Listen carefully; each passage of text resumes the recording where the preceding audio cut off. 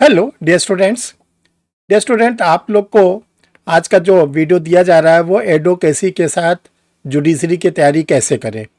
देखिए, ये टॉपिक जो आप लोग के लिए आज सेलेक्ट किया गया है, इसका रीज़न ये है कि आप लोग जानते हैं कि ऑनरेबल सुप्रीम कोर्ट में एक रिट पेंडिंग है जुडिशल सर्विसेज के एडवर्टीजमेंट को लेकर। और उस वो रिट में ये पेंडिंग है कि जो जुडिशल सर्विसेज की स्टेट वाइज वैकेंसी आती है उसमें एक्सपीरियंस होना चाहिए कि नहीं होना चाहिए। यानी कि जो लॉ ग्रेजुएट है उनका एडवोकेसी के रूप में रजिस्ट्रेशन होना चाहिए कि नहीं होना चाहिए, और अगर रजिस्ट्रेशन होना चाहिए तो कितने साल के बाद रजिस्ट्रेशन के वो एडवोकेसी करने के बाद वो जुडिशल सर्विसेज का फॉर्म डाल सकते हैं।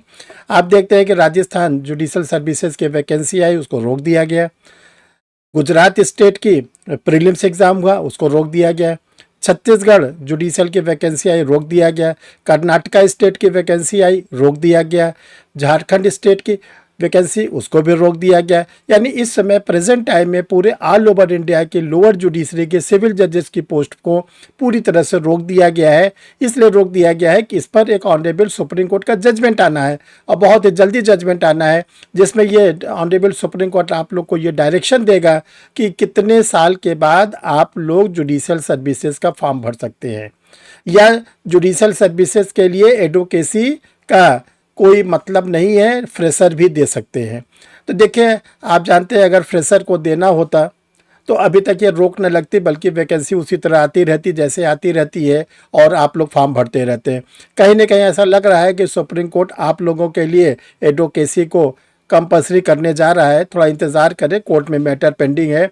हम आपको आज के वीडियो में ये बताना चाहते हैं कि आप अपने एडवोकेसी के साथ कैसे जुडिशल सर्विसेज की तैयारी करें। देखिए, एडवोकेसी बहुत ही टफ जॉब होती है।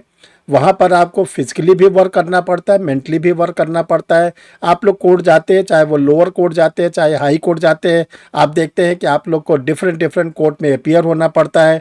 कोई कोर्ट फर्स्ट फ्लोर पर होती है, कोई सेकंड फ्लोर पर होती है, कोई ग्राउंड फ्लोर पर होती है। तो आप लोग को फिजिकली भी वहाँ पर मेहनत करना पड़ता है और मेंटली भी मेहनत करना पड़ता है। तो कैसे इस एडवोकेसी के साथ हम जुडिशल सर्विसेज की तैयारी करें, कौन सी टेक्निक अपनाएं कि हमारी एडवोकेसी भी न छूटने पाए और हमारी जुडिशरी भी क्रैक कर जाए। आज इसी टॉपिक पर आप लोग के लिए एक यूनिक वीडियो दिया जा रहा है।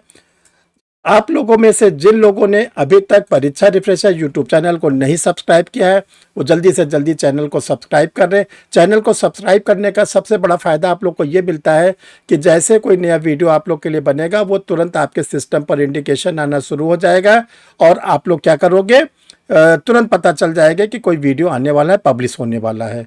तो चलिए डियर स्टूडेंट, हम लोग देखते हैं कि एडवोकेसी के साथ कैसे करें जुडिशरी सर्विसेज की तैयारी। देखिए, हमने आप लोग को बताया कि एडवोकेसी जो होती है, शुरू में जो खासकर यंग लायर्स होते हैं, नए एडवोकेट्स होते हैं, उनको फिजिकल और मेंटल दोनों वर्क कोर्ट में करना पड़ता है। तो उस समय के साथ कैसे आप अपने को मैनेज करें, तो देखिए आप लोग को बताना चाहते हैं 3-4 इंपॉर्टेंट टिप्स हैं। इसको आपको फॉलो करना पड़ेगा। फॉलो करने के बाद फिर आप अगर अपने जुडिशल सर्विसेज की तैयारी करते हैं तो आपको ज़रूर और ज़रूर सफलता मिलेगी।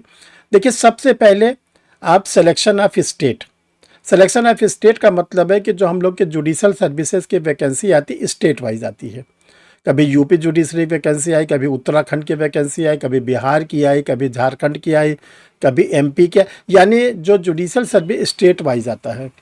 तो देखो, जो स्टेट वाइज आप लोग के लिए एडवर्टीजमेंट आता है, सारे स्टेट के जुडिशल सर्विसेज के सिलेबस डिफरेंट।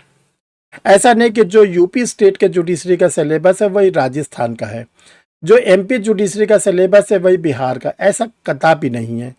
तो आप पहले ये डिसाइड करिए कि हमको किस स्टेट के जुडिशरी में जाना है। ऐसा नहीं कि कहीं का फॉर्म निकला आपने फट से डाल दिया, फिर दूसरे जगह निकला वहाँ डाल दिया, तीसरे जगह निकला वहाँ डाल दिया, क्योंकि सिलेबस अलग अलग है, सबके क्वेश्चन के पैटर्न अलग है। कहीं पर मेजर लॉ ज़्यादा आता है, कहीं माइनर एक्ट आता है, कहीं लोकल लॉज आता है, कहीं मेजर माइनर लोकल तीनों आता है, कहीं पर जनरल स्टडीज़ भी आती है, कहीं जनरल स्टडीज़ बिल्कुल नहीं आती। तो सबसे पहले आप अधिवक्ता बंधु, आप अपने एडवोकेसी के साथ पहले स्टेट को सिलेक्ट करिए। इसमें आपकी थोड़ी मदद कर देते हैं। देखिए, आपके हमारे द्वारा क्या मदद मिलेगी, हमने आप लोग के सुविधा के लिए जो जुडिशरी के स्टेट हैं, खासकर जो नॉर्दर्न इंडिया का बेल्ट है, जिसमें हमारा यूपी, उत्तराखंड, बिहार, झारखंड, मध्य प्रदेश, छत्तीसगढ़, राजस्थान, ये सब स्टेट आते हैं। हमने इसके लिए आपको 3 स्टेट में डिवाइड कर दिया, state A, state B, state C. State A में हमने उन स्टेट को रखा है जिनके जुडिशरी के सिलेबस काफ़ी सिमिलर है। काफ़ी का मतलब ये है कि अप्रॉक्स 85-90%, ठीक। 15% थोड़ा सा फ्लक्चुएट करता है, बाकी 85 से 90% जो सिलेबस है वो कवर है। उसमें स्टेट ए में क्या है, यूपी, उत्तराखंड, बिहार स्टेट और झारखंड स्टेट। देखिए ये जो चारों स्टेट है इनके मेजर एक्ट भी सिमिलर हैं।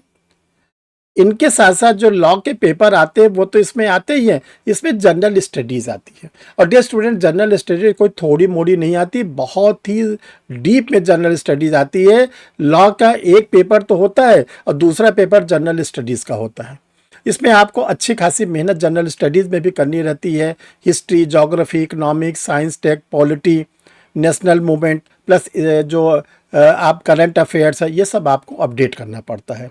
तो अगर आप स्टेट ए में जाना चाहते हैं, ये 4 स्टेट है, तो आप स्टेट ए को सिलेक्ट करिए और लॉ के साथ जनरल स्टडीज़ के तैयारी आप शुरू करेंगे। स्टेट बी में हमने 2 स्टेट को रखा है, एमपी और छत्तीसगढ़।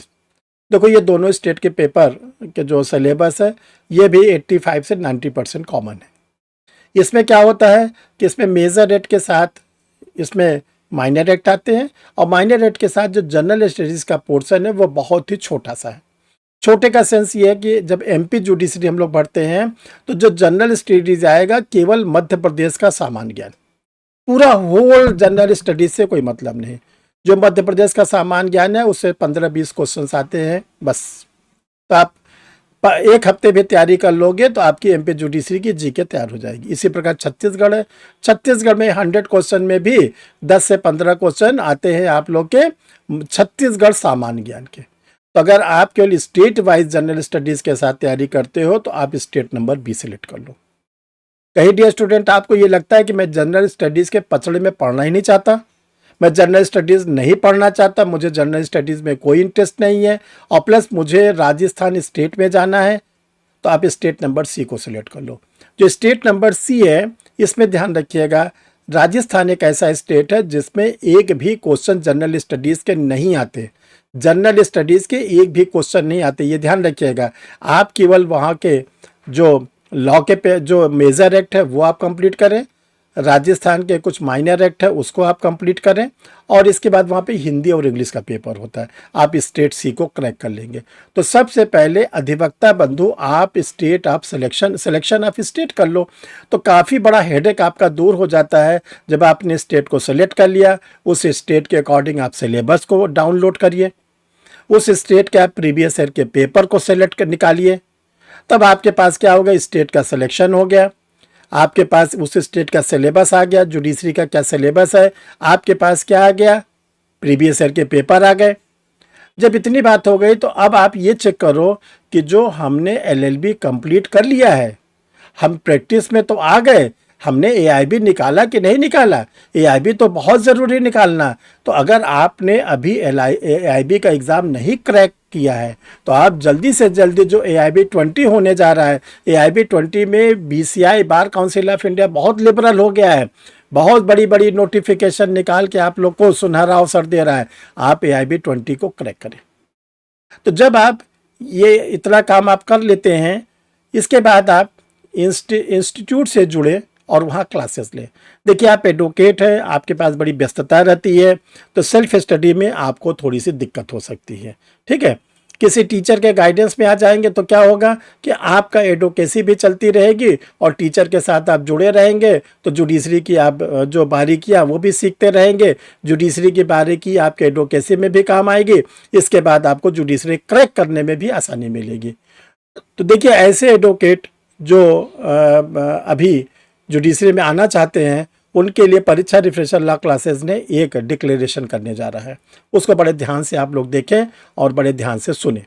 देखिए जो परीक्षा रिफ्रेशर लॉ क्लासेस है वो पिछले 34 वर्षों से आप लोगों के लिए जुडिशरी, हायर जुडिशरी और एपीओ की तैयारी करा रहा है। इस इंस्टीट्यूट से अभी तक बहुत स्टूडेंटों ने फाइनल सिलेक्शन लिया, एडीजे के रूप में, सिविल जज के रूप में, एपीओ के रूप में, और अभी आपने देखा कि जो बिहार स्टेट है इसमें जुडिशरी में और एपीओ में ताबड़तोड़ सिलेक्शन परीक्षा रिफ्रेशर लॉ क्लासेस की ओर से हुआ। यूपी स्टेट में बराबर सिलेक्शन मिलता रहता है, तो ये आपको कोई ऐसा स्टेट नहीं होगा जहां पे परीक्षा रिफ्रेशर लॉ क्लासेस के सिलेक्टेड स्टूडेंट ना मिले। तो अपने एडवोकेट बंधुओं के लिए हमने एक स्कीम को लॉन्च किया है, वो आपके सामने रख रहे हैं। देखिए, परीक्षा रिफ्रेशर लॉ क्लासेस पे 7 मई 2025 से आप लोगों के लिए एक नया बैच स्टार्ट हो रहा है। देखिए, ये जो बैच है इसमें आप लोग को क्या उपहार मिलने जा रहा है, क्या सुनहरा अवसर मिलने जा रहा है। इस बैच का ड्यूरेशन 36 महीने 3 साल रहेगा। अगर ऑनरेबल सुप्रीम कोर्ट का डिसीजन आता है कि 3 साल का एडवोकेट देगा, तो अगर आप आज एनरोल्ड होते हैं सॉरी डियर स्टूडेंट, अगर आप आज एनरोल्ड होते हैं, 7 मई को एनरोल्ड होते हैं और आप 3 साल तक लगातार प्रैक्टिस करने के बाद जुडिशरी में जाने चाहते हैं, तो 3 साल तक आप परीक्षा रिफ्रेशर लॉ क्लासेस में बने रहेंगे। 3 साल तक, जब तक आप एलिजिबल नहीं हो जाएंगे जुडिशरी में, तब तक आप इस बैच से जुड़े रहेंगे। अभी तक का जो बैच होता था वो 18 महीने का होता था, 1.5 साल का, उसको डबल कर दिया गया, अब ड्यूरेशन मिलेगा 36 महीने का। ये केवल ध्यान रखिएगा, ये जो बैच अब स्टार्ट होने जा रहा है इसी में ही एप्लीकेबल है, आगे हो सकता है ये न मिले। तो बड़ा गोल्डन चांस आप लोग को दे रहे हैं। आज आप एनरोल्ड होते हैं तो जब तक आपका एक्सपीरियंस कंप्लीट नहीं हो जाता तब तक आप जुड़े रहेंगे। अगर किसी का एक्सपीरियंस मान लीजिए वो 1 साल प्रैक्टिस कर चुका है, 2 ही साल बचा है, तो भी वो 36 महीना जुड़ा रहेगा। किसी ने प्रैक्टिस 2 साल कर रखा है, तो ये नहीं कि 1 साल, वो भी 36 महीना जुड़ा रहेगा। कोई ऐसा एडवोकेट है जिसने 3 साल के लगभग उसकी प्रैक्टिस हो रही है, तो भी वो 36 महीना जुड़ा रहेगा। इस समय जो एडमिशन 7 मई को लेंगे उनका ड्यूरेशन से 36 महीने 3 साल का होगा। ये आप लोग के लिए एक गोल्डन चांस हम दे रहे हैं आप लोग को। डियर स्टूडेंट, परीक्षा रिफ्रेशर लॉ क्लासेस पे आप लोगों के लिए स्टडी मटेरियल पब्लिश होती रहती है। तो जो स्टडी मटेरियल है वो आपके सामने लगा हुआ है। और सबसे बड़ी बात है, परीक्षा रिफ्रेशर लॉ क्लासेस ने अभी अपना मेगा नोट्स जारी किया है, जो जनरल स्टडीज़ का बहुत इंपॉर्टेंट नोट्स जारी किया है। ये history, geography, economics, science, tech, polity, Indian national में 6 वालों में जारी किया है मेगा नोट्स, जिसमें आप लोग को एक नोट्स में हिस्ट्री है जैसे 500 ऑब्जेक्टिव क्वेश्चन। ये जो 500 है टेस्ट सीरीज के फॉर्म में है, 100 क्वेश्चंस का है। इसी प्रकार हर आपको जनरल स्टडीज़ के बुक पे 500 MCQ मिलेंगे। डियर स्टूडेंट, आप देखिए, ध्यान रखिए, बहुत इंपॉर्टेंट है, AIB 20 होने जा रहा है। इसका एडवर्टीजमेंट आप लोग के लिए आ जाएगा। तो आप लोग जिन लोगों ने AIB को नहीं क्रैक किया है, चूँकि AIB 20 में बहुत बड़ा आप लोग को सुनहरा अवसर मिल रहा है, तुरंत AIB 20 के लिए लग जाइए और AIB 20 को क्रैक करिए। AIB 20 के लिए आप लोग के लिए डिग्लॉट एडिशन में गाइड भी उपलब्ध करा दिया गया है और इसके साथ साथ आप लोगों के लिए AIB की क्लासेस भी चल रही हैं। जो कैंडिडेट एडवोकेट लॉ का एडमिशन लेना चाहते हैं, जुडिशरी का एडमिशन लेना चाहते हैं, उनके लिए 2 ये व्हाट्सअप नंबर है। इन 2 व्हाट्सअप नंबर में से किसी भी नंबर पर अपना कोई आइडेंटिफिकेशन भेज के आप लिख देंगे कि हम जुडिशल सर्विसेज की क्लास लेना चाहते हैं। जो स्टूडेंट जुडिशल सर्विसेज के 36 महीने की क्लास लेंगे उनको AIB की कोई फीस नहीं जमा करनी पड़ेगी, उनको AIB की फ्री क्लासेस दी जाएंगी। ध्यान रखिएगा। और जब आपका आइडेंटिफिकेशन आ जाएगा, आधार वगैरह, तो कोचिंग का QR कोड जाएगा, उसमें आप फीस जमा करेंगे, आपको लाइव क्लास मिलेगी, रिकॉर्डेड वीडियो मिलेगा, टेस्ट सीरीज मिलेगा। ये सारी सुविधा आप लोगों को मिलनी शुरू हो जाएगी। Thank you dear student.